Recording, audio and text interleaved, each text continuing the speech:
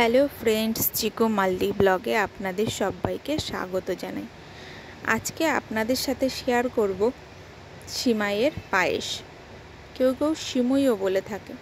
সিমাইয়ের পায়েস খেতে কে কে ভালোবাসে অবশ্যই কমেন্ট বক্সে জানাবেন। তো প্রথমেই আমি দুধটা ভালো করে ফুটিয়ে নেব। দুধটা ফোটানোর পর লাগবে কাজু আর কিশমিশ। এবার গ্যাসটা অন করে আমি কড়াই বসিয়ে দেবো, সামান্য ঘি দিয়ে দেবো। ঘি দিয়ে সিমাইটাকে ভেজে নেব।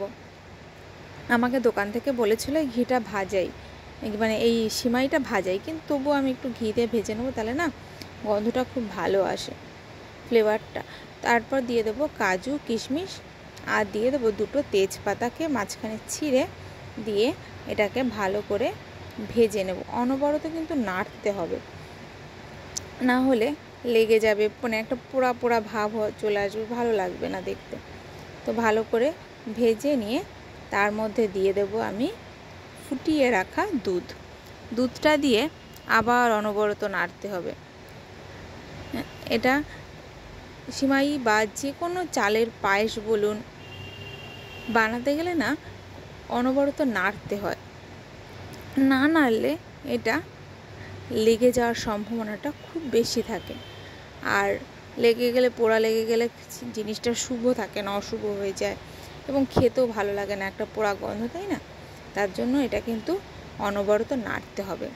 আর দিয়ে দিতে হবে স্বাদ মতো চিনি, কারণ মিষ্টিটা যার যার পছন্দ, কেউ কম খেতে ভালোবাসে, কেউ বেশি খেতে ভালোবাসে। তার জন্য আপনারা আপনাদের পরিমাণ মতো চিনি দিয়ে দেবেন, আর একটু লবণ দিয়ে দিতে হবে। লবণটা সামান্য একটু লবণ দিতে হবে, দিয়ে অনবরত নাড়তে হবে। নাড়ার পর আমি বাটিতে করে, ছোট ছোট বাটিতে করে নামিয়ে নিয়েছি। তো কার কার এই ছোট্ট একটা ভিডিও ভালো লেগে থাকলে অবশ্যই একটু কমেন্ট বক্সে কমেন্ট করে জানাবেন, লাইক শেয়ার এবং সাবস্ক্রাইব করে দেবেন। টাটা।